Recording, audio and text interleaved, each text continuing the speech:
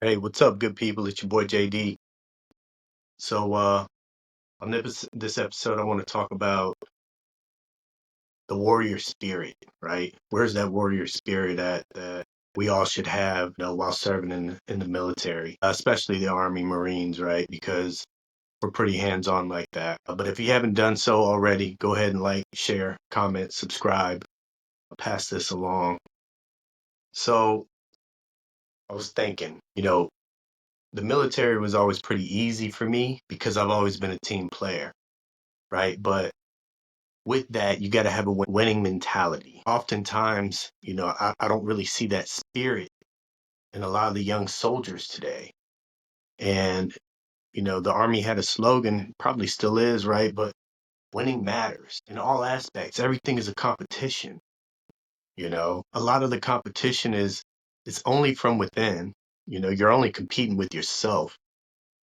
Some people do feel like they're competing with others or they have to compete. I'm not going to get promoted if I don't go to this school, that school, if I don't do this, do that. You know, that's winning for yourself. I'm talking about winning as a team, right? The things that you do, the effort that you put forth is not for yourself individually, it's for the team, right? So I think leadership in that aspect for me of winning, making everything a competition, has always been pretty easy. And it's funny because my wife likes to share this story of a snowball fight, right? And how I make everything a competition. So it was snowing. We were in Italy, and she was out there she went down to the bus stop and had a snowball fight with the kids. And when she came back, she's looking at me kind of sideways coming in and said, "Hey, can you help me get the ice off my car so I can go to work?" And I'm looking at her, right? And she's kind of already drenched in snow. Her hair's got snow in it. And I'm reading. I got my tablet, right? And I'm like, looked up, had my glasses on, right? I'm like, okay, sure, no problem. At this point, she has no clue that I know, right?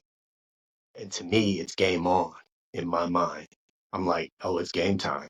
She's trying to compete. And so I go out there and, she has no clue that I know. And I'm just kind of easing out there. And I get outside and, um, you know, she's at the back of the car, but she's rolling up the snowball, packing it nice and tight, getting it ready, and she bounces around the corner and she throws it and I catch it. She was like, "Oh my God." And at that time, I already had another snowball, right? So now I had two. Boom, boom, right? Hit her with it. She's ducking and dodging, like, oh, what's going on?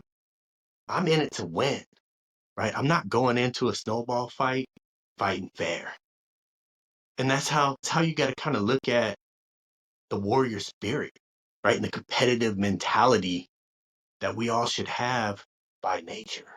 If you're not competitive by nature, why did you join the military, especially the Army or the Marines, right? Because our job is to fight and win our nation's wars, right? So it kind of messes with my mind a little bit as I'm thinking, I'm transitioning out, getting ready to retire. And I know, it's not really going to be my problem anymore, but it is, right? Because the military still has to support and defend our borders, right? Our land. You know, we swear to uphold and support and defend foreign and domestic, but I'm going to be domestic, right? So now I'm taking a vested interest in the competitiveness of soldiers here, right? How we train, how we fight, how our readiness is, right? It's all a competition. And the competition is to be the best. So if we're not here to be the best, then what are we doing? Right? I always see like a scale, a matrix that says, 70%, 80% is good enough. We can get away with the other 20% and, and, and still function. To me, that's not good enough, right? If it's not 100%, what are we doing? Right? Because, you know, I used to have an old football coach. He used to say, practice don't make perfect, but a perfect practice, that's what makes perfect. And that always stuck with me, right? And I know we're all flawed, and you can't be perfect, but you can strive to be perfect, right? So if you're trying to hit the moon, why are you aiming at the moon? You should aim at the stars. Because the worst that happens, like you're falling short. If you aim at what you're trying to hit, you're gonna be falling short sometimes. But if you overshoot it, it could self-correct and you still hit. It's crazy to me that people, would have the half glass full, half glass empty mentality. Like, I get it. I used to be negative, I was pretty negative person. Uh, but my wife and going through, different therapies and stuff, like I learned how to be, a half glass full guy instead of a half glass empty guy. I still had a competitive spirit, but when it came to my stuff, I couldn't figure it out. It was pretty tough. But it's a little frustrating to me this day and age, the way that we have access to information. You can Google, YouTube University, anything and figure it out. But the drive is not there. Just that heart of what it is that you're doing, that you don't care if you're the best or not. Like, that's not good enough. That's not 100%. We used to do PT back when I was a first sergeant. And when we were doing PT, I wanted everybody to give 100%. I know everybody's 100% is not the same, but I would rather a guy or gal give 100% and come in last than give 50% and come in first, because you still shorted the team. Even though you were the first one in, you only gave 50%. I need 100%, 100% of the time. That's how we win. That's a winning mentality, because as long as the slowest person is giving 100%, you know what you're going to get. But what's the full potential of the person that came in first that they only gave 50%? Don't know, right? So it took people to understand, a while to understand like what I was trying to get at, because it didn't work for me. It's like, dang, first sergeant, like I came in first and you're still upset. Yeah, because you came in running in backwards. That's not 100%, right? But the other person who came in last, guess what? They're huffing and puffing. They gave all that they had. That's what I want. Give everything that you have. Leave nothing out there.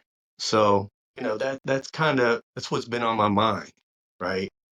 We need to bring back that warrior mentality, that warrior spirit, that competitive attitude, because it's lacking, and we can't afford to lack for the next war. And it's coming. And best believe our adversaries are prepared, and they're continually preparing because they know who they have to go up against. But are we ready? Right? Are you willing to give that 100%? Now, don't get me wrong. I've been able to travel all over the place and watch people train everywhere. People are going hard, right? But it's going to take everybody, and the threats that are out there, they don't care who it is. They don't care what flag, what rank, what tab, what badge you wear. It's going to kill you. And that's all that matters. If you wear the American flag on your shoulder, they don't care what your MOS is. They don't care who you are, what your rank is. They just want you dead, right? They're going to try and cripple our readiness. So if you're not giving 100% when you're out there on the battlefield, guess what? Somebody else has to pick that up. Yep. And it might cost them their lives. And it might cost you your life. So I don't know. I mean, it's not going to be my war to fight. I'm going to be on the sideline, armchair quarterbacking, sitting back talking about what I used to do while you're out there living it, right? So you got to get with it. You got to figure it out. You got to have that competitiveness and that warrior spirit, because if you don't, it could cost you and your team. All right.